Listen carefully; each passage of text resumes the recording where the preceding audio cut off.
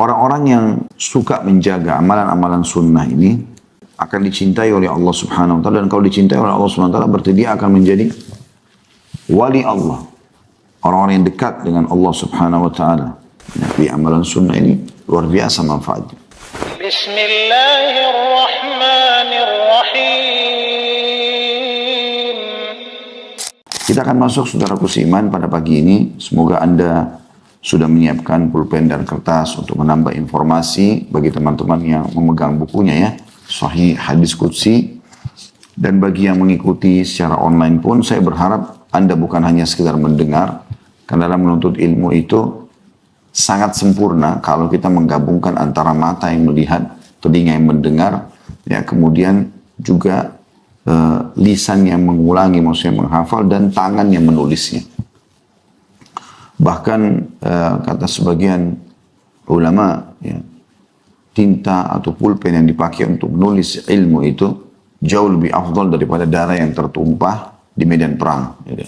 Karena ilmu itu atau seorang alim bisa menyabarkan dan memotivasi 1000 mujahid ya, untuk berperang dengan ilmunya. Begitu juga dia bisa membuat sabar 1000 orang fakir miskin ya, agar mereka tabah dalam cobaan yang sedang Allah datangkan. Jadi ilmunya sangat mulia.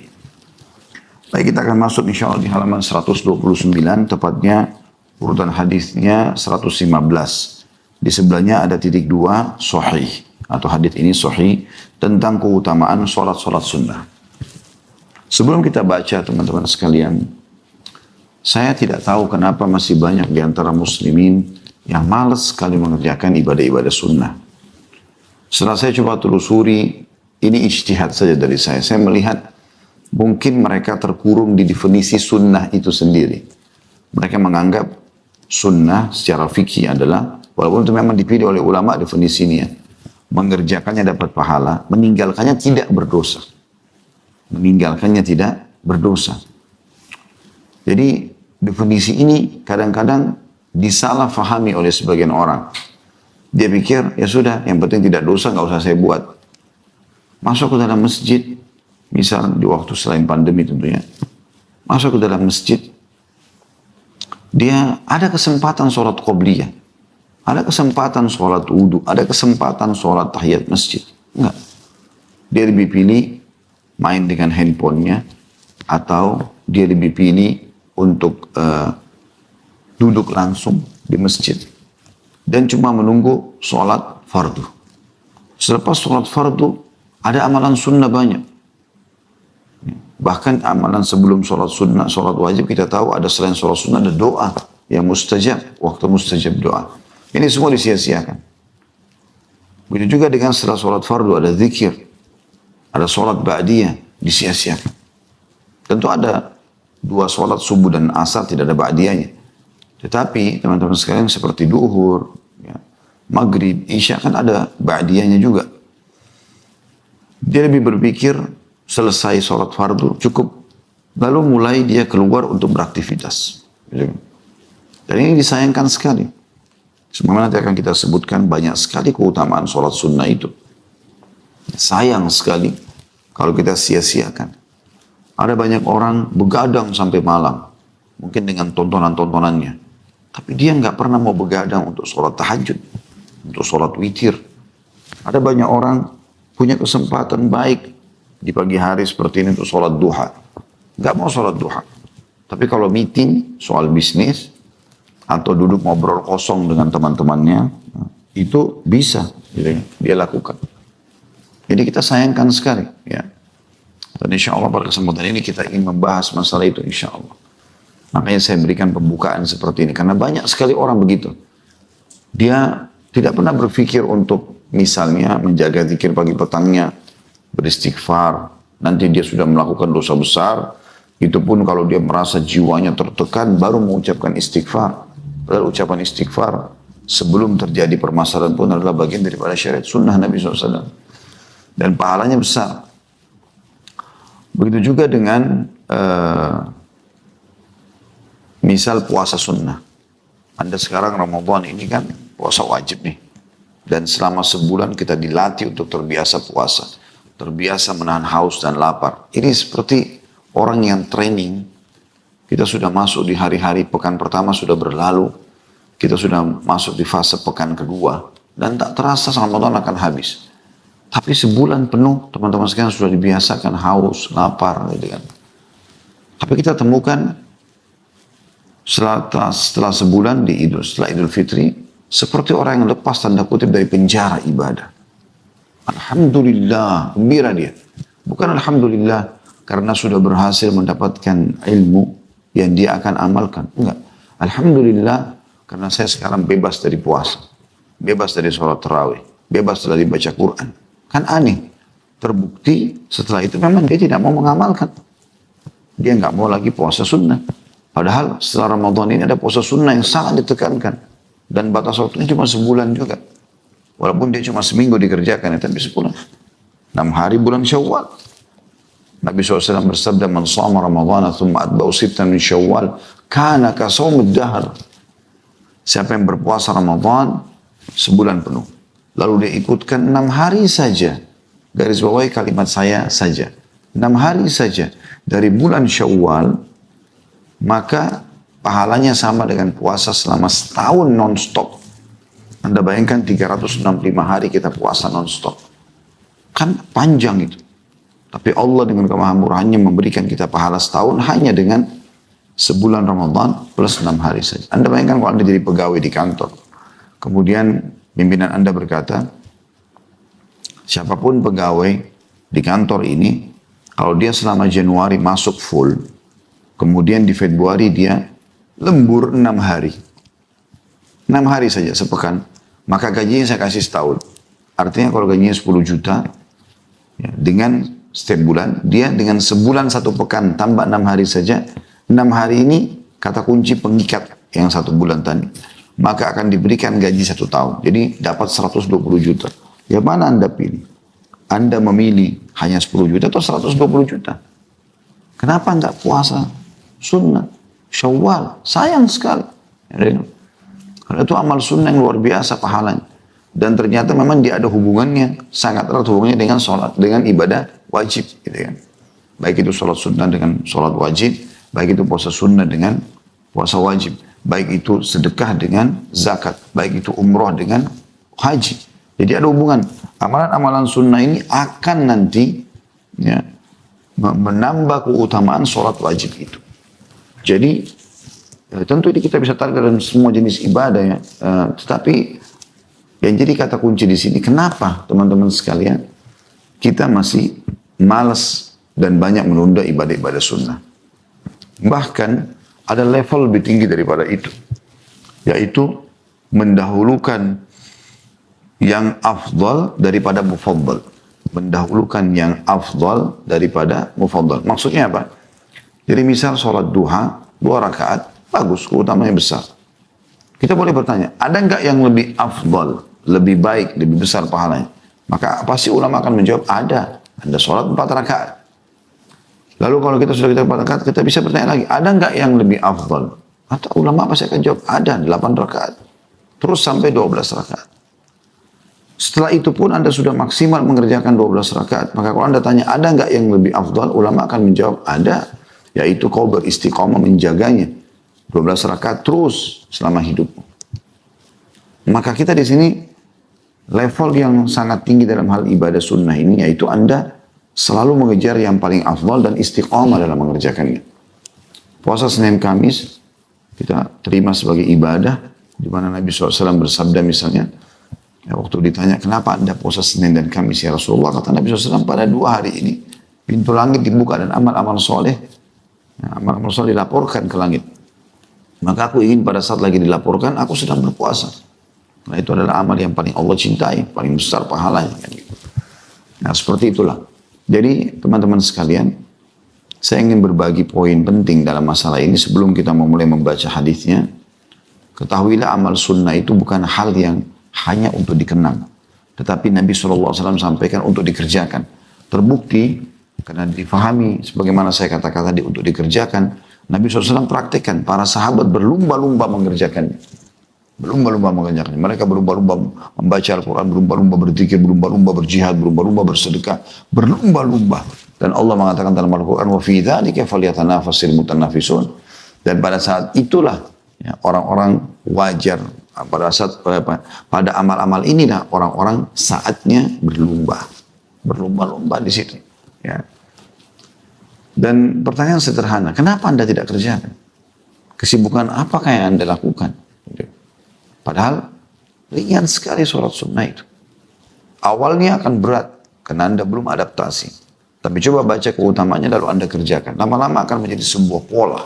Bahkan merasa kehilangan kalau Anda tidak mengerjakannya. Rugi. Misal umur Anda 70 tahun Allah kasih. Kemudian ada teman Anda B 70 tahun. Dia sholat sunnah, Anda tidak. Toh sama aja kan melalui 70 tahun itu kan. Sama aja. Kadang-kadang ada orang subhanallah meninggalkan sholat ba'diyah tadi, sholat qabliyah hanya karena hal-hal yang kosong. Padahal tidak akan terulang kesempatan emasnya itu.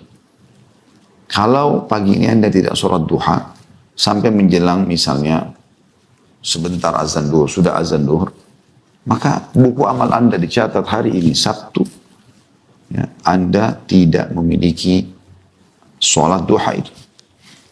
Dan misal Anda setelah itu, mungkin habis asar sebentar Anda ikuti pengajaran, Anda dengarkan keutamaannya. Sholat duha itu ternyata dengan 2 rakaatnya bisa menyelamatkan 360 sendi, 4 rakaatnya bisa memenuhi hajat. Ya. Kita dalam seharian dari Allah SWT, Anda baru tahu keutamaan itu. Anda mau kerjakan, udah nggak bisa. Sholat duha tadi yang lewat tidak akan pernah bisa kita lakukan. Beda dengan dosa. Dosa kita kerjakan banyak nih. Begitu kita taubat dibersihkan sama Allah. Tapi amal saleh yang nanti akan memberikan derajat di surga, nggak bisa. Kecuali Anda kerjakan di waktu itu. Besok ada kesempatan duha lagi. Tapi hari ini yang ada lembaran amal Anda akan kosong. Kan gitu. Jadi jangan disia-siakan kesempatan emas itu. Jadi seperti Anda kerja di perusahaan, rasionalnya ya. Anda kerja di perusahaan, kemudian akan beda sekali penilaian atasan dengan orang yang semangat, yang rajin. Dia punya jam wajib kerja 8 jam sehari. Tapi ternyata dia lembur. Dia lihatkan loyalitasnya pada kantornya, pada perusahaannya. Dia lebih. Bahkan dia tidak menuntut apa-apa. Saya yakin perusahaan itu atau perusahaan akan menilai. Tidak mungkin tidak. Dia akan menilai dan dia akan memberikan balasan dengan cara dia tentunya masing-masing. Dan tidak ada yang lebih baik memberikan balasan kecuali Allah Subhanahu wa ta'ala. Baik, kita akan masuk teman-teman membaca hadisnya ya. Tadi itu pembukaan supaya kita seperti punya, kalau mau perang itu kayak dibekali dengan senjata-senjata untuk ya punya untuk bisa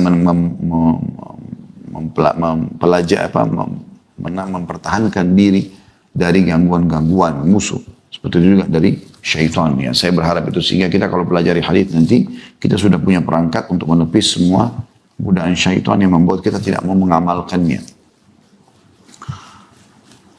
Hadis nomor 115 dengan sanad sahih dari Abu Hurairah radhiyallahu anhu dari Rasulullah SAW, beliau bersabda, "Awwalu ma yuhasabu bihi al-'abdu salatuhu. Fa in kana akmalaha wa illa qala Allah azza wa jalla unzuru li 'abdi min tatawwu'in fa in wujida lahu tatawwu' qala akmilu bihi al-fariidah." Artinya, perkara hamba yang paling pertama akan dihisab ialah sholat wajibnya pada hari kiamat.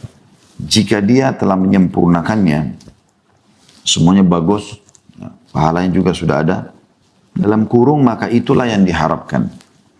Dan jika tidak, dia belum melengkapkan, maka Allah yang maha mulia dan maha tinggi berfirman, lihatlah sholat sunnah hambaku. Allah berfirman kepada para malaikatnya, jika didapatkan dia memiliki sholat sunnah, maka Allah berfirman, sempurnakan sholat wajib tersebut dengannya. Hadis sahih riwayatkan oleh An-Nasai. Baik teman-teman, sedikit kita coba lebih banyak membahas tentang hadis ini. Hadis ini teman-teman menyebutkan tentang keutamaan sholat sunnah. Keutamaan sholat sunnah. Jadi kita mungkin tidak membahas lebih global tentang masalah sholat secara umum, tapi kita membahas tentang sholat sunnah. Baik, kita coba teman-teman sekalian renungi beberapa keutamaan sholat sunnah itu sendiri. Saya akan coba di awal pembukaan melengkapkan dan membahas lengkap hadis tadi ya, karena ini oleh penulis Mustafa Al-Adawi, beliau mengambil potongan hadis sebagai saksi bahasan saja. Tapi hadis lengkapnya begini.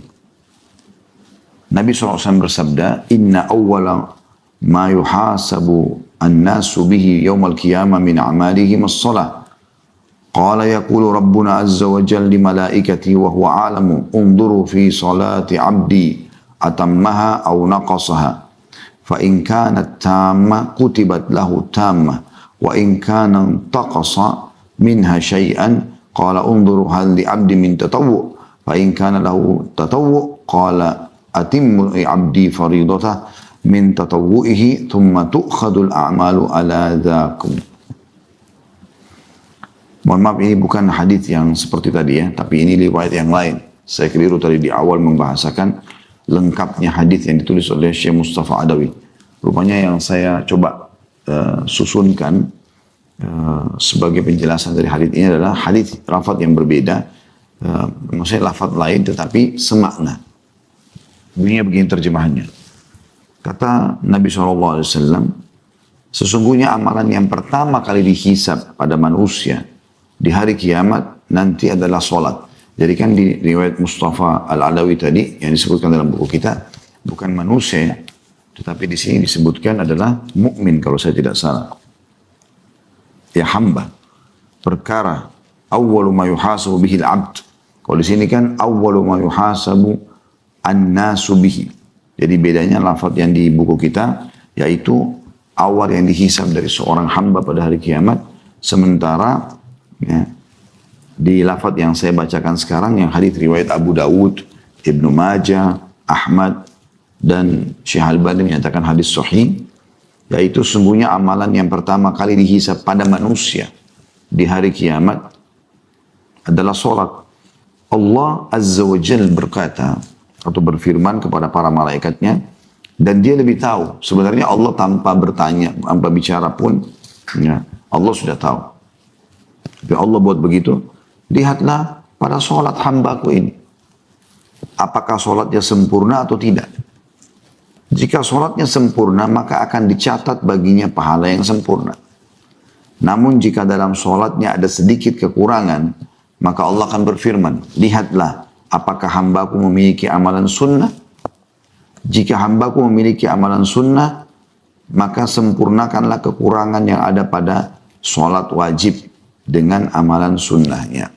Kemudian amalan lainnya akan diberlakukan seperti itu. Ya, saya sudah bahasakan tadi. Jadi seperti misalnya solat sunnah akan menyempurnakan solat wajib yang kurang. Puasa sunnah akan menyempurnakan puasa wajib yang kurang.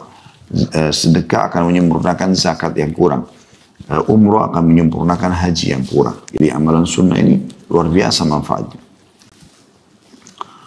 Jadi kita bisa membahasakan sebenarnya keutamaan pertama sholat sunnah, yaitu dia akan membantu dan menyempurnakan sholat wajib bila kurang.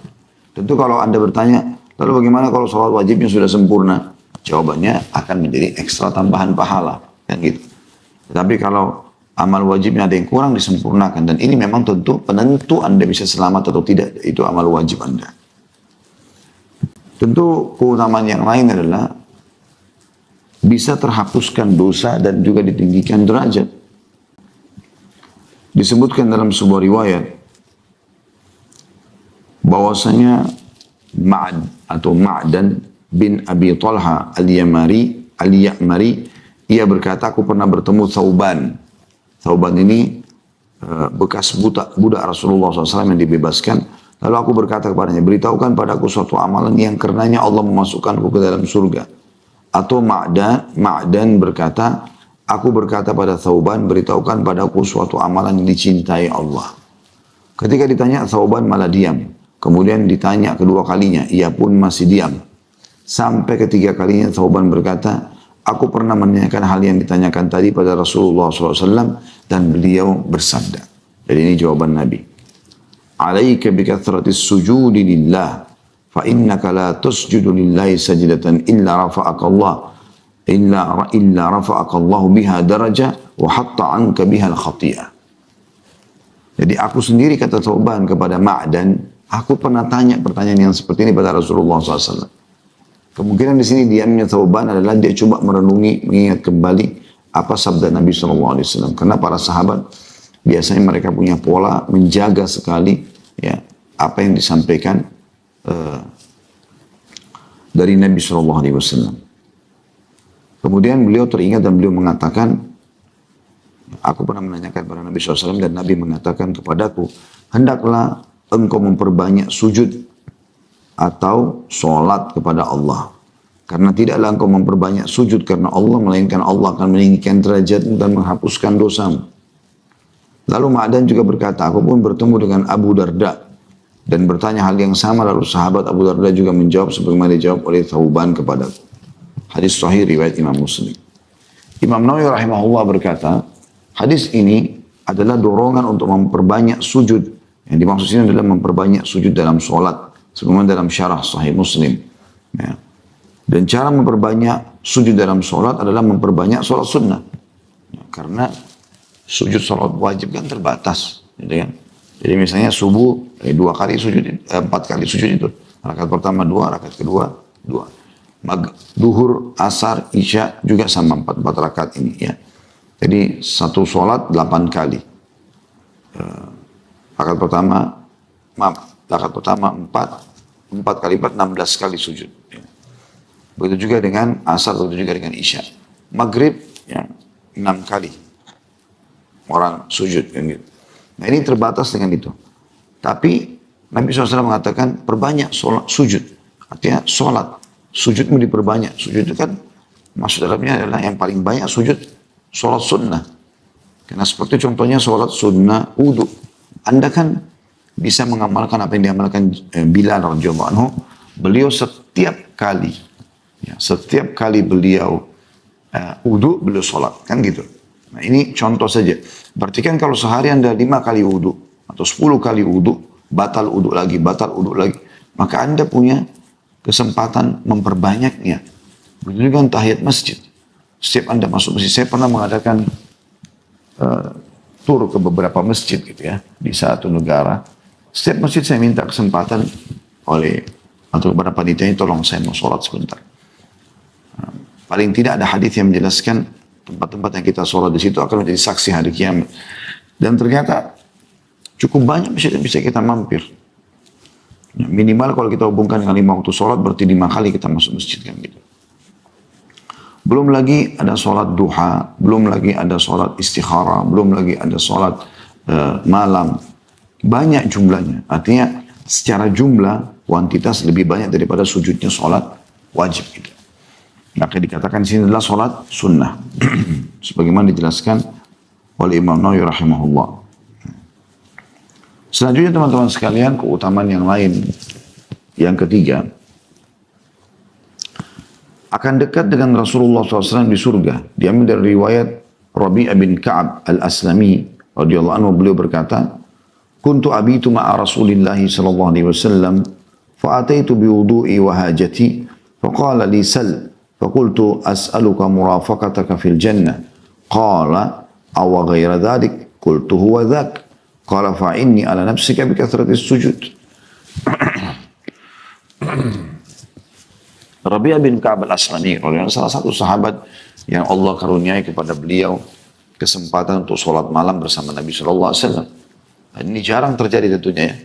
Jadi dia harus luangin waktu, dia tahu kapan Nabi sholat, maka dia ikut gitu loh. Ya, kadang-kadang Nabi sholat di rumahnya, kadang-kadang Nabi SAW sholat di masjid. Nah kalau di masjid ini biasanya orang bisa ikut. Ya, semana dinukil dari beberapa orang sahabat, yang mana diantara mereka yang ikut sholat bersama Nabi SAW di masjid. Seperti kasus Abdullah bin Umar, Abdullah bin Abbas, dan seterusnya. Radhiyallahu anhum ajma'in. Dia mengatakan satu malam, saya pernah bersama Rasulullah SAW, maksudnya untuk sholat di sini. Lalu aku membawakan air wudhunya dan air untuk hajatnya. Nabi SAW mau buang air kecil, atau mau disiapkan air untuk itu. Itu juga setelah itu kalau sudah selesai, maka sudah suci, maka beliau wudhu, maka saya siapin kedua air untuk hajat itu. Lalu beliau sebagai bentuk berterima kasih kepada sahabat ini, Nabi SAW suka sekali ya, memberikan balasan. beliau bukan memberikan balasan materi, tapi beliau mengatakan, mintalah sesuatu. Ketika kau telah menyiapkan air wudukku segala macam, ada sesuatu yang kau ingin minta. Dia mengatakan, aku hanya meminta agar aku bisa menjadi teman dekatmu di surga. Atau aku akan selalu bersamamu di surga. Jadi di mana anda derajatnya, saya dekat situ. Maka beliau SAW bertanya, apa ada sesuatu yang lain yang kau minta? Aku menjawab, kata sahabat ini, tidak ya Rasulullah. Maka beliau menjawab, kalau begitu, Nabi SAW jawab kepada Rabi'ah ya, bin Ka'ab al-Aslami, radhiyallahu anhu, kalau begitu, bantulah aku agar mewujudkan apa yang kau inginkan dengan banyak melakukan sujud. Hadis sahih riwayat Muslim. Nah ini teman-teman sekalian kita bisa ambil jelas sekali benang merahnya ya. Kalau Nabi SAW menjanjikan agar bisa bersama beliau di surga. Gitu kan? Memperbanyak sholat sunnah. Karena banyak sujud sudah kita jelaskan maknanya tadi. Kemudian yang keempat teman-teman sekalian, yang bisa kita ambil atau sebutkan keutamaan dari orang yang sholat sunnah. Sholat itu sendiri adalah amal yang paling Allah cintai. Dan sebaik-baik amal diambil dari riwayat Thauban radhiyallahu anhu, ia berkata, Rasulullah SAW bersabda, ini hadis sudah kita bahas panjang lebar di Sahih At-Targhib At-Tarhib ya. Yang bunyinya kata Nabi SAW, istaqimu walan tuhsu. Beristiqamalah kalian dan sekali-kali kalian ya, jangan menghitung-hitung amal.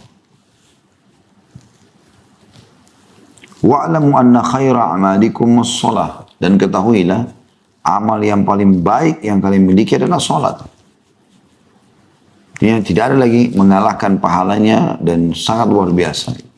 Dicintai oleh Allah SWT. Wala yuhafidh 'ala al-wudu'i ilal mu'min. Dan tidak akan mungkin menjaga wudhu kecuali orang mukmin.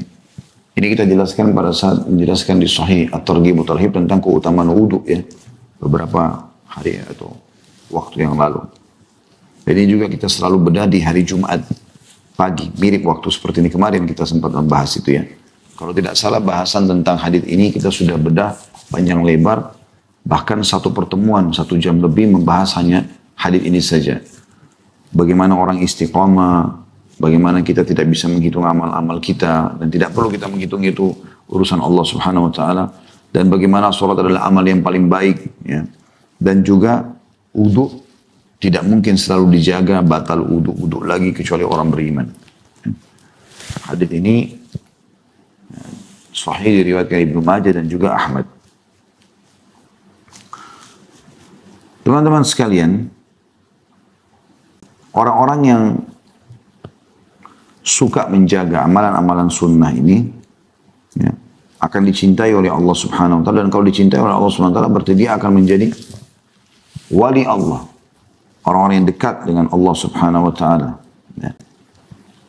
Dan ini Allah sebutkan tentang mereka di dalam surah Yunus ayat 62 sampai 63 yang bunyinya a'udzubillahi minasyaitonirrajim, ala inna awliya Allahi la khaufun 'alaihim wa lahum yahzanun alladzina amanu wa kanu yattaqun. Ingatlah sungguhnya wali-wali Allah itu tidak ada kekhawatiran terhadap mereka dan tidak pula mereka bersedih hati, yaitu orang-orang yang beriman dan mereka selalu bertakwa. Ya, seperti itulah. Jadi mereka sendiri punya keutamaan yang sangat besar karena amal-amalan sunnah. Dan kita sudah tahu hadis yang masyhur yang Nabi SAW bersabda, Allah SWT berfirman hadis qudsi, ya, seorang hamba terus mendekatkan diri kepadaku dengan amal-amal sunnah sampai aku mencintainya. Jadi penyebab datangnya cintanya Allah SWT. Dan kalau aku sudah mencintainya, maka aku akan menjadi atau menjaga penglihatannya dia gunakan melihat, pendengaran dia gunakan mendengar, tangan dia gunakan menjamah, dan kaki dia gunakan untuk melangkah. Seperti itulah. Jadi ini teman-teman keutamaan yang sangat besar. Ya. Maka jangan disia-siakan. Dan tentu walaupun kita sedang bahas tentang sholat sunnah, tapi jangan sampai luput dari kita, teman-teman sekalian, semua ibadah sunnah yang lainnya. Semua ibadah sunnah yang lainnya. Ini yang kita bisa ambil pelajaran insya Allah. Yang pertama dari hadis ini, masalah keutamaan sholat sunnah. Pelajaran yang kedua yang kita bisa ambil adalah Potongan pertama hadis, awwalu ma yuhasabu bihil abdu salatu. Jadi pada saat akan dihisab nanti hari kiamat, yang pertama dihisab adalah salat. Dan ini bisa bermakna teman-teman sekalian, berarti memang dia amal yang paling penting. Dia amal yang paling penting. Makanya dia yang pertama sekali dihisab. Dan Allah subhanahu wa ta'ala tidak ingin hambanya celaka. Allah ingin hambanya selamat. Maka Allah mengedepankan amal yang paling bisa diandalkan agar hamba itu selamat. Dalam hadis lain dikatakan, dan ini sudah masyhur hadis sering kita dengar tentunya, awal amal dihisab dari seorang hamba hari kiamat adalah sholat. Kalau dia baik sholatnya, beruntunglah dia. Dan maknanya selamatlah dia. Dan kalau rusak sholatnya, maka rugi dan celakalah dia. Dan dimaknanya di sini adalah karena sholat adalah amal yang paling baik dan paling bisa menyelamatkan seorang hamba, maka Allah ingin menyelamatkan hambanya dengan sholat itu. Kemudian kita ambil potongan yang ketiga adalah fa'in kana akmalaha. Kalau dia menyempurnakannya, berarti memang ada sholat yang tidak disempurnakan.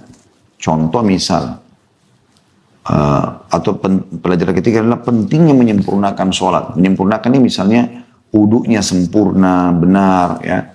Namun tata cara bacaannya, tata cara gerakannya, ya, semuanya benar dan diikuti dengan kehusyuannya, itu namanya akmalah, menyempurnakannya.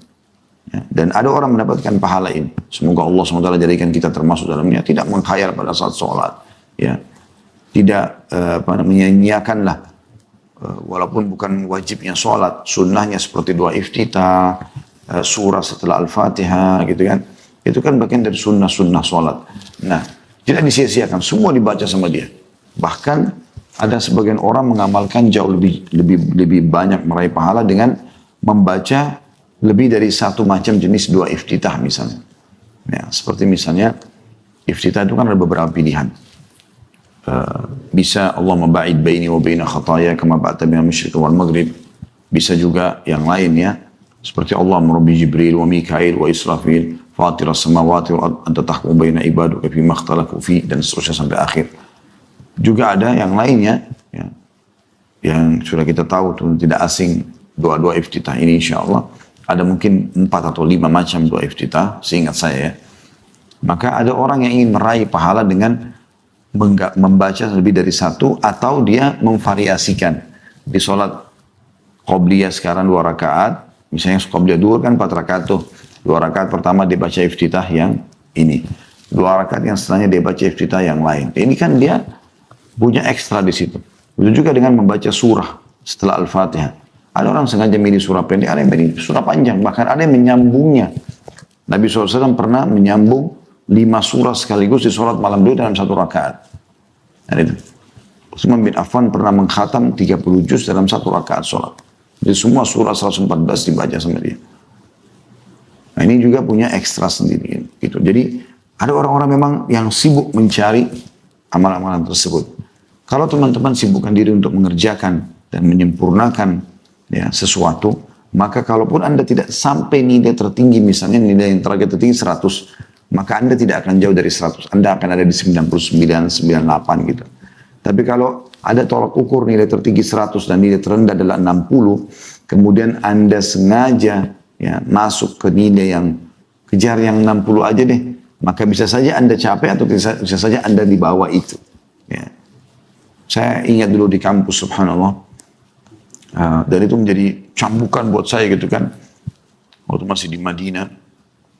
Alhamdulillah Allah mudahkan dulu kami kuliah di sana gitu kan. Ada nilai ujian dulu 100 tertinggi, 60 terendah. Di bawah 60 berarti tidak lulus. Itu di fase kami dulu, ya.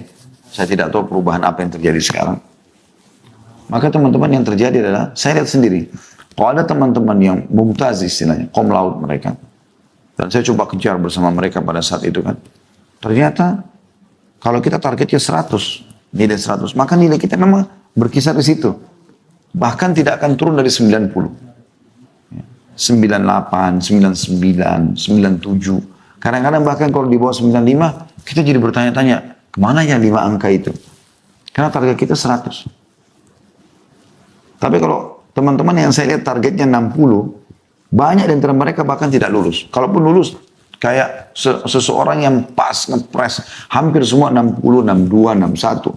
Jadi akhirnya nilainya statusnya pun makbul, hanya bisa diterima gitu. Nah ini kerugian, padahal sebenarnya dia bisa kejar yang cum laude gitu. Nah ini bisa kita tarik dalam lini kehidupan kita keseharian. Jadi sebenarnya di kehidupan keseharian pun bisa begitu. Ya. Kita coba kejar yang terbaik, maka kita tidak akan jauh dari yang terbaik itu. Seperti itulah. Ya, Allahu a'lam. Sama dengan kalau kita jadikan pemicu teman-teman kita yang saleh. Kalau target kita adalah mendekati dia atau sama dengan dia, kita akan pasti dekat dengan dia, tidak akan jauh dari dia. Gitu ya. Maka ini yang perlu dijadikan sebagai sebuah kaidah hidup tentunya. Dan dari potongan fa in kana akmalaha. Berarti memang ada keutamaan tentang orang yang menyempurnakan setiap perintah ibadah yang Allah berikan pada dia. Kejar yang terbaik. Nah, setelah melakukan satu ibadah, tadi saya kasih contoh sholat duha misalnya 2 rakaat, maka dia kejar yang ke-4 rakaat, dia kejar yang 8 rakaat, dia kejar yang 12 rakaat. Setelah itu pun dia masih kejar yang lebih afdal lagi, yaitu istiqomah dengan kuantitas dan kualitas yang maksimal tadi. Kemudian pelajaran yang keempat adalah potongan wa illa qala Allah azza wa jalla unzuru li 'abdi min tatawwu. Potongan wa illa qala Allah azza wa jalla. Ini atau kalau tidak lengkap salatnya, Allah akan berfirman. Ini isbat atau penetapan sifat kalamnya Allah. Ini sudah pernah kita jelaskan panjang lebar ya. Banyak dalil tentang Allah subhanahu wa ta'ala memang berbicara. Ya, sebagaimana dari awal kita sudah bahas ya. Karena ini semua diskusi, semuanya dikatakan Allah azza wa jalla berfirman. Kemudian potongan yang selanjutnya, yang kelima ya. Firman Allah, unzuru li abdi min tatawwu. Lihatlah dari hambaku amal-amalan sunnahnya. Ini jadi saksi bahasan kita tentang pentingnya kedudukan amal sunnah tadi. Dan makna tatawwu teman-teman sekalian adalah digunakan lafaz ini kepada semua amal tambahan selain wajib. Ya, salat tatawwu, puasa tatawwu ya. Ini bisa dipakai, digunakan lafaz ini. Dan bagaimana Allah subhanahu wa ta'ala memuliakan orang mukmin agar bisa selamat. Kalau nggak cukup amal wajibnya, maka amal sunnahnya. Mirip kalau kita di sekolah itu, kalau nilai ujian utamanya nggak cukup, maka coba cari ujian hariannya, coba cari absensinya, ya, dan seterusnya. Seperti itulah. Jadi ini yang kita bisa ambil daripada hadis bahasan kita ini. Allahu a'lam.